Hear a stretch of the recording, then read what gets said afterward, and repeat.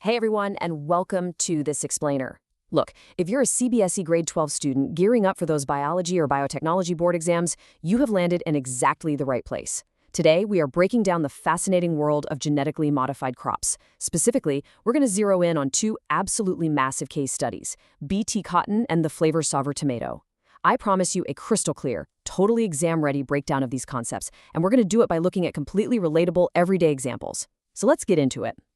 To really wrap our heads around the science, we first need to understand the real-world struggle. Picture this. You're walking through a bustling, sweaty Indian sabzi mandi on a super hot summer afternoon. You pick up a tomato, and man, it looks absolutely perfect. But you know the truth, right? Give it 2 days, and it's going to turn into a soft, leaking mess in your fridge. Now, put yourself in a farmer's shoes. You've literally spent months growing these crops, pouring your sweat into the soil, only to watch crates of them spoil in a matter of days before they even sell. You'd be standing there thinking, why does all my hard work rot so fast? It's incredibly frustrating. Okay, so here is our game plan for today. We'll start with the core agricultural problem, define what GM crops actually are, dive deep into the flavor saver tomato, tackle BT cotton, and then wrap up by comparing the two solutions.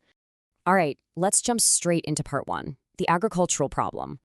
Think of these as dual tragedies for our farmers. On one side of the coin, you have post-harvest losses. That's your tomatoes rotting in the market before anyone can even buy them. On the flip side, you have pre-harvest attacks.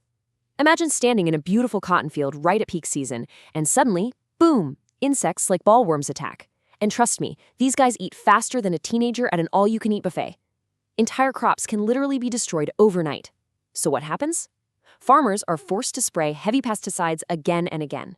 That costs a fortune, it degrades the soil, and a lot of the time, they still end up losing their yield anyway. It is a totally vicious cycle of chemical use and financial loss. Which brings us to part two. What exactly are GM crops? So how do we actually fix this mess? We'll enter genetic modification. This is simply the process of inserting or silencing specific genes inside an organism's DNA to solve a very targeted problem. Think of it like using microscopic molecular scissors. Scientists can literally go into a plant's DNA, make super precise edits, and either give the plant a branding ability or just turn off a problematic one. It's really important to get this. It's not about creating weird Frankenstein monsters. It's just about giving plants the exact biological tools they need to survive. Let's dive into our first big example. Part 3, the flavor saver tomato. Let's zoom in here, kind of like molecular detectives. See, scientists didn't just accept that tomatoes are destined to rot quickly. They asked the real question, what is actually causing this softening? Well, they found out that the spoilage problem is driven by one specific, totally natural enzyme. As the tomato ripens, this enzyme wakes up, and its entire job is to literally break down the fruit's cell walls.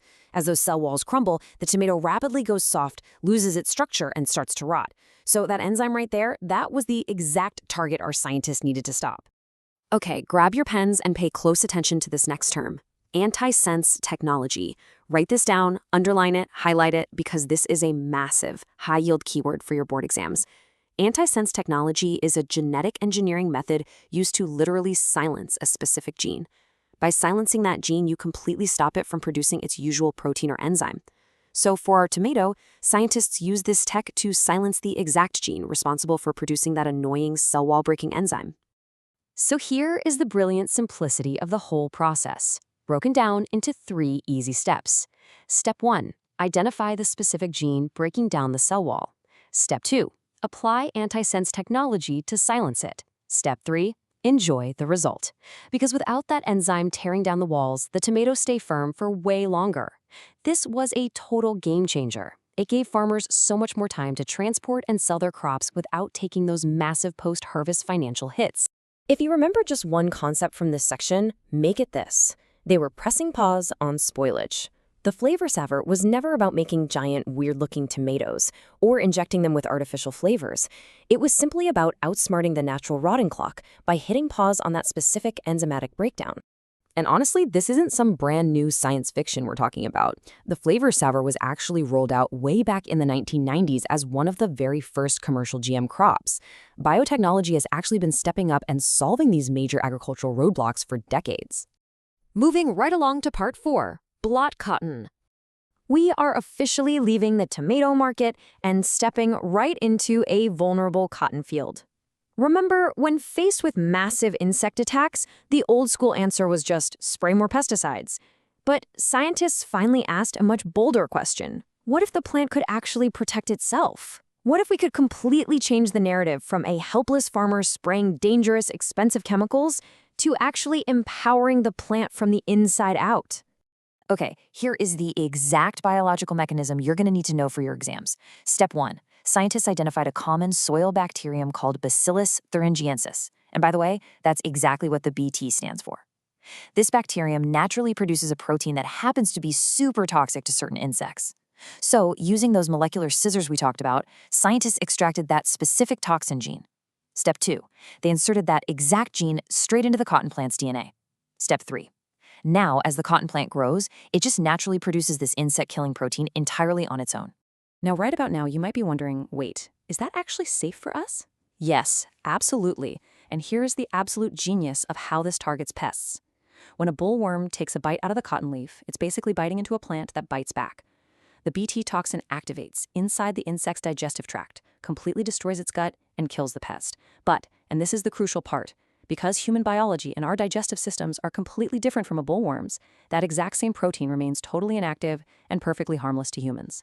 To really lock this in your memory for test day, just picture this analogy. The plant becomes its own security guard. By simply adding the genetic instructions for this one specific protein, the cotton plant doesn't need a farmer out there defending it with chemical sprays anymore. That defense system is literally built right into the leaves. Let's tie it all together in part 5, comparing the solutions.